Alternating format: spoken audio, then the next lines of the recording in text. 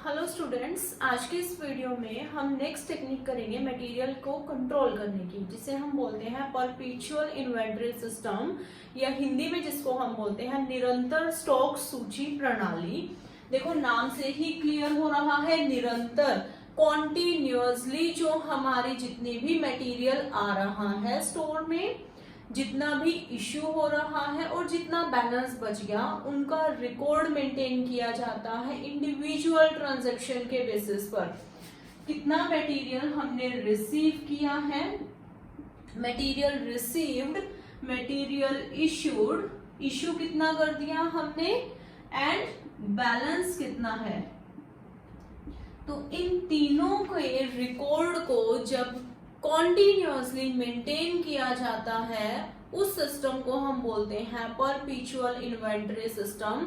इसमें हम देखो, एक होता है परपेचुअल इन्वेंटरी सिस्टम, एक होता है periodic inventory system. Periodic inventory system में हम क्या करते हैं, पीरियोडिक इन्वेंटरी सिस्टम एक ऐसा सिस्टम है जिसमें हम फिक्स्ड टाइम के बाद, जैसे कि सपोज 1 वीक हमने ले लिया, 1 मंथ भी हम ले लेते हैं, कि इस टाइम पीरियड के बाद ही या इस टाइम पीरियड के कंप्लीट होने पर ही हम कितनी इन्वेंट्री हमें रिसीव हुई है, कितना मटेरियल रिसीव हुआ है, कितना हमने इश्यू किया है और कितना हमारा बैलेंस बचता है, वो होता है हमारा पीरियोडिकली रिव्यू। मतलब एक फिक्स टाइम के बाद रेगुलर अगर हम कर रहे हैं, अगर हम कॉन्टिन्यूअस बेसिस पर कितना सामान आ गया, कितना सामान इश्यू हो गया और कितना सामान मेरा बैलेंस पड़ा है, कितना, वो होता है मेरा, वो सिस्टम होता है हमारा परपेचुअल इन्वेंटरी सिस्टम। ये सिस्टम इंपॉर्टेंट इसलिए है क्योंकि इसमें जो हमारी डिस्क्रिपेंसीज है, डिस्क्रिपेंसीज मतलब डिफरेंस जो है, डिफरेंस किसमें, जो हमने रिकॉर्ड कर रखा है उसमें और जो एक्चुअल में जो सामान पड़ा है, उस डिफरेंस को हम बहुत इजीली फाइंड आउट कर पाते हैं। क्यों? क्योंकि यहाँ पर हम कॉन्टिन्यूस है। सपोज एक दिन में अगर मैंने सामान को 10 बार इश्यू किया है, तो 10 बार एंट्री होगी उसकी, 10 बार एंट्री होगी, मतलब डेली के जो काम हो रहा है उसका, जिस वक्त वो सामान आया है उसकी एंट्री हो गई, जिस वक्त सामान को इश्यू किया है उस टाइम पर एंट्री हो गई। तो यहाँ पर ओमिशन एरर, भूलने के जो चांसेस हैं वो बहुत कम हो जाते हैं और डिफरेंसेस हैं वो मिनिमम हो जाते हैं। अगर मैं किसी सामान को 1 महीने बाद उसका रिव्यू कर रही हूँ, 1 मंथ बाद मैं देख रही हूँ कि कितना सामान इश्यू हुआ था, कितना सामान रिसीव हुआ था, उसमें कितना इश्यू कर दिया और कितना मेरे पास बैलेंस पड़ा है, तो हो सकता है बीच में कोई चोरी हो जाए, हो सकता है सामान मेरा किसी और कैटेगरी का था, वो किसी और कैटेगरी में मैंने उसको स्टोर कर दिया, तो वहां पर डिस्क्रिपेंसीज हो सकती है, डिफरेंसेस आएंगे। सो पीरियोडिक और परपेचुअल में यही डिफरेंस है। पीरियोडिक का मतलब है एक फिक्स्ड टाइम इंटरवल के बाद, या जब भी, जिस ऑर्गेनाइजेशन में जब भी टाइम लगता है उस टाइम के बाद उसका जो इन्वेंट्री है उसको हम प्रॉपर उसका रिव्यू करते हैं, इश्यू कितना है, रिसीव्ड कितना है और बैलेंस कितना है। परपेचुअल इन्वेंटरी सिस्टम में हम यूज करते हैं बिन कार्ड्स और स्टोर लेजर्स। बिन कार्ड क्या होता है, बिन कार्ड और स्टोर लेजर, देखो ये हम यूज करते हैं। बिन कार्ड यूज करता है या बिन कार्ड को बनाता है स्टोर कीपर। मतलब जहां पर सामान स्टोर हो रहा है उसके वहां पर एक बिन लगा होता है, वहां पर ये कार्ड होता है। इस कार्ड में क्या क्या डिटेल्स होती हैं, इस कार्ड में डिटेल्स होती है, मटेरियल रिसीव कितना है, क्वांटिटी, याद रखना, क्वांटिटी, मात्रा, सिर्फ मात्रा, नॉट वैल्यू, अमाउंट नहीं होगी, हमने कितने रुपए में वो सामान खरीदा है, पर यूनिट कॉस्ट कितनी है, ये मैटर नहीं करता है। बिन कार्ड में सिर्फ हम क्वांटिटी को रिकॉर्ड करते हैं, कितने यूनिट्स आए, कितने यूनिट्स इशू हो गए, कौन से डिपार्टमेंट को हुए हैं, कौन सी फैक्ट्री में गए हैं और कितने यूनिट्स मेरे बैलेंस में पड़े हैं। तो अगर बिन कार्ड को हम यूज कर रहे हैं, कॉन्टिन्यूअस या परपेचुअल इन्वेंटरी सिस्टम को यूज कर रहे हैं, तो यहाँ पर अंडर स्टॉकिंग और ओवर स्टॉकिंग की समस्या काफी हद तक हल हो जाती है। क्योंकि अगर मुझे लग रहा है कि बैलेंस कम है, जो अभी मैंने ज्यादा सामान इशू कर दिया सपोज, तो बैलेंस कम है तो क्या होगा, हम नया जो ऑर्डर है वो टाइमली प्लेस कर देंगे ताकि स्टॉक आउट की सिचुएशन ना आए। जो बिन कार्ड है उसमें हम सारी क्वांटिटी को रिकॉर्ड करते हैं और बिन कार्ड स्टोर के अंदर होता है, स्टोर कीपर है वो उसमें सारी रिकॉर्डिंग करता है, कॉन्टिन्यूअस बेसिस पर रिकॉर्डिंग होती है। एक दिन में अगर 15 बार सामान इशू किया है तो 15 बार उसकी एंट्री होगी बिन कार्ड में। अगर 2 बार रिसीव किया है तो 2 बार रिसीव्ड की एंट्री होगी और साथ के साथ उनका बैलेंस आता जाएगा। अब बात करते हैं स्टोर लेजर की। जैसे हमारे बाकी लेजर्स हम बनाते हैं उसी तरीके से स्टोर्स लेजर बनाया जाता है। देखो लेजर में हम क्वांटिटी भी लिखते हैं, लेजर में हम अमाउंट भी लिखते हैं, पर यूनिट कॉस्ट कितनी है वो भी हम लिखते हैं कि एक यूनिट को का जो प्राइस है वो क्या है। तो स्टोर लेजर और बिन कार्ड में क्या डिफरेंस है। स्टोर लेजर बनाया जाता है स्टोर कीपर द्वारा,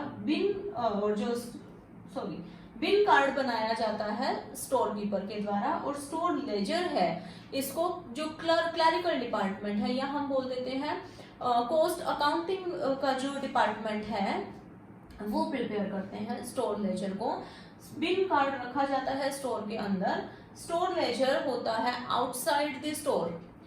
बिन कार्ड में एंट्रीज कब हो रही हैं, जब मटेरियल आया, जब मटेरियल इशू हुआ, तो हर बार के इशू पे, हर बार की रिसीप्ट पे तो हमारा बिन कार्ड में एंट्री होगी। लेकिन जो स्टोर लेजर है इसकी एंट्री हो सकता है दिन के आखिर में हो, at the end of the day, दिन के लास्ट में इसकी एंट्री हो कि कितना टोटल अमाउंट, कितनी टोटल जो क्वांटिटी है वो आई है, कितनी टोटल क्वांटिटी हमने इशू कर दी है और कितना बैलेंस बच गया है। तो ये है हमारा बिन कार्ड, हम इसमें यूज करते हैं, स्टोर लेजर यूज करते हैं। और इसमें देखो फिजिकल वेरिफिकेशन कैसे होती है। फिजिकल वेरिफिकेशन होती है कॉन्टिन्यूअस स्टॉक टेकिंग से। Continuous stock taking, continuous stock taking में हमारी फिजिकल वेरिफिकेशन होती है कितना सामान एक्चुअल में पड़ा है। Physical verification of goods, of material, not goods. So जो परपीचुअल इन्वेंटरी सिस्टम है इसमें हम बिन कार्ड्स, स्टोर लेजर्स के साथ साथ हम कॉन्टिन्यूअस स्टॉक टेकिंग करते हैं। कॉन्टिन्यूअस स्टॉक टेकिंग में फिजिकल वेरिफिकेशन होती है कि एक्चुअल में इतना सामान पड़ा है, कितना सामान है, कितने यूनिट्स हमारे उस पर्टिकुलर स्टोर में, उस गोडाउन में हमने स्टोर कर रखे हैं। तो कई बार हमारी जो कॉन्टिन्यूअस स्टॉक टेकिंग है और जो ये बिन कार्ड और स्टोर लेजर जो बैलेंस रिफ्लेक्ट कर रहे हैं उनमें डिफरेंस आता है जिसको हम डिस्क्रिपेंसी बोलते हैं। तो वो डिफरेंस 2 कारणों की वजह से होता है। फर्स्ट होती है अवॉइडेबल कॉजेज और सेकंड होते हैं अनअवॉइडेबल कॉजेज। अवॉइडेबल कॉजेज वो कॉजेज होते हैं, वो कारण होते हैं जिनको हम कंट्रोल कर सकते हैं, जिनको हम कम कर सकते हैं। लेकिन अनअवॉइडेबल कॉजेज हैं उनको हम कम नहीं कर सकते, वो हमारी हाथ से बाहर होते हैं। सो अवॉइडेबल कॉजेज में क्या क्या है। पहला, सपोज चोरी हो गई है, चोरी की वजह से या किसी ने बेईमानी कर ली है उसकी वजह से दोनों में डिफरेंस आ रहा है, मतलब जो हमारा पेपर्स में शो हो रहा है और जो एक्चुअल में कितना स्टॉक है, तो इसको हम कंट्रोल कर सकते हैं, चोरी को कंट्रोल कर सकते हैं, बेईमानी को कंट्रोल कर सकते हैं। सेकंड आता है केयरलेस मटेरियल हैंडलिंग। मटेरियल को ध्यान से हमने उतारते वक्त, स्टोर करते वक्त ध्यान से नहीं किया, कोई टूटने वाला सामान था और उसके बॉक्सेस हमने बहुत ही लापरवाही से हमने उतारे हैं और रखे हैं, तो उसकी वजह से सामान डिस्ट्रॉय हो सकता है, कम हो सकता है। नेक्स्ट है शॉर्ट और ओवर इशू। देखो कई बार यहाँ मुझे इशू की जो रिक्वेस्ट आई थी वो आई थी 1000 यूनिट्स की, लेकिन मैंने 1000 यूनिट्स की बजाय गलती से यहाँ पर 1100 यूनिट्स इशू हो गए। तो ओवर इशू हो गया, ओवर इशू हो गया, लेकिन मैंने रिकॉर्ड में कितना लिखा था 1000 यूनिट्स, एक्चुअल में जो ये 100 यूनिट्स हैं 100 यूनिट्स का डिफरेंस आएगा। तो ओवर इशू कर दिया। कई बार हम कम इशू कर देते हैं, कई बार हो सकता है 1000 यूनिट्स का है और हमारे पास उतना सामान नहीं पड़ा है, हमने 900 यूनिट्स को इशू कर दिया, तो 100 यूनिट्स हमारे ज्यादा रिफ्लेक्ट करेगा जब हम एक्चुअल में फिजिकल वेरिफिकेशन करेंगे अपने स्टॉक की। तो शॉर्ट और ओवर इशू एक वजह हो सकती है।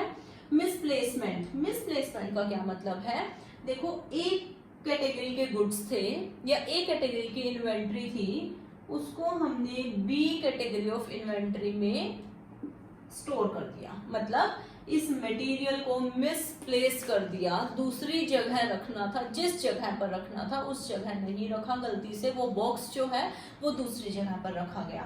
तो इसकी वजह से यहाँ पर तो स्टॉक मेरा एक्चुअल में ज्यादा आएगा और यहाँ पर मेरा जो स्टॉक है वो कम आएगा।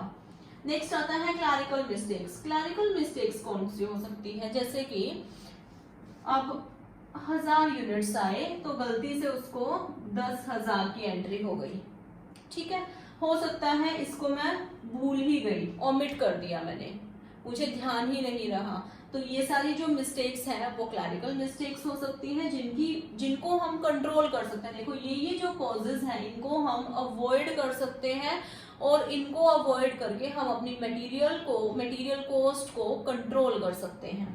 नेक्स्ट आता है अनअवॉइडेबल कॉजेज। अनअवॉइडेबल कॉजेज कौन से हैं, जिनको हम अवॉइड नहीं कर सकते, जैसे कि कोई सामान हम लेकर आए हैं, वो क्लाइमेटिक कंडीशंस है, क्लाइमेटिक कंडीशंस की वजह से उसमें या तो भारीपन ज्यादा हो गया है, या वो सिकुड़ गया है, या वो उड़ गया है। क्लियर है, इवेपोरेट हो सकता है, वो सिकुड़ सकता है, श्रिंक भी हो सकता है, उसका जो क्वांटिटी है वो बढ़ भी सकती है। तो क्लाइमेटिक कंडीशंस अलग अलग जगह पर अलग अलग है, उसकी वजह से तो इनको हम कंट्रोल नहीं कर सकते हैं। तो इसकी वजह से जो सामान है उसकी जो क्वांटिटी है वो बिन कार्ड्स में अलग शो हो रही है और जो एक्चुअल में जब हम उसको मेजर कर रहे हैं तो वो अलग है, तो दोनों में डिफरेंस आएगा। नेक्स्ट है breaking up of the material. सामान का जो हम उसको स्टोर कर रहे हैं उस वक्त हो सकता है हमने बहुत ध्यान से सामान रखा है लेकिन फिर भी वो टूट गया है, या रास्ते में ट्रांसपोर्ट करते हुए ट्रांसपोर्टेशन के दौरान इधर उधर लाते हुए वो सामान टूट गया है, या सामान को यूज करते वक्त जब हम उसको फैक्ट्री में कटिंग के लिए भेज रहे हैं तो वहां पर हो सकता है बहुत ज्यादा वेस्टेज की हो, वेस्टेज भी किसकी वजह से, मशीन की वजह से, जो कि अनअवॉइडेबल है। अगर वेस्टेज लेबर की वजह से हो रही है तो वो वेस्टेज हम कंट्रोल कर सकते हैं, लेकिन यहाँ पर हम बात करते हैं इन्वेंट्री को जहां हमने स्टोर किया है वहीं तक की, तो फैक्ट्री की बात ही नहीं आती। ब्रेकिंग अप में क्या आ जाएगा फिर, यहाँ पर सिर्फ और सिर्फ वो वाला ब्रेकिंग अप, वो वाली तोड़ फोड़ जो सामान को इधर से उधर लाने में हुई है। सो दो टाइप के कॉजेज होते हैं, अवॉइडेबल कॉजेज और अनअवॉइडेबल कॉजेज। इनकी हम एडजस्टमेंट करते हैं क्योंकि हमें नुकसान हुआ है तो जो एक्चुअल में मटेरियल है वो कम है और हमारे पेपर्स में जो मटेरियल है वो ज्यादा शो हो रहा है, तो इनकी हमें एडजस्टमेंट करनी पड़ती है। तो हम एडजस्टमेंट कैसे करते हैं इन दोनों कॉजेज की वजह से, जो भी हमें नुकसान हुआ है या जो भी हमें बैलेंस हो सकता है, नुकसान ना हुआ हो, हमें फायदा हो गया हो। कई बार क्या है, सामान हम लेकर आए लेकिन जिन्होंने, जो मेरा सप्लायर है उसने थोड़ा सा मुझे सामान एक्स्ट्रा दे दिया और मेरी उस दौरान वेस्टेज नहीं हुई, उस दौरान मेरे जो सामान में तोड़फोड़ कम हुई है, तो एक्चुअल में मेरे जो यूनिट्स हैं वो मुझे ज्यादा शो हो रहे हैं, तो सामान ज्यादा भी हो सकता है और सामान कम भी हो सकता है।